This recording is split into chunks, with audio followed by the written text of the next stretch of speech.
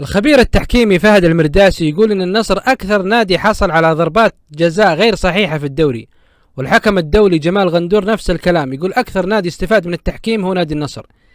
يعني وش فيه من اكبر كذا دليل من ناس متخصصة في التحكيم وحكام دوليين. يعني جمال غندور حكم في كاس العالم وعنده خبرة طويلة في التحكيم، يعني بصراحة شهادة يعتز فيها الوسط الرياضي، وهي بصراحة يعني جرأة قوية من الحكم فهد المرداسي ومن جمال غندور انهم يقولون كلمة الحق يصدعون فيها ولا يهمهم احد.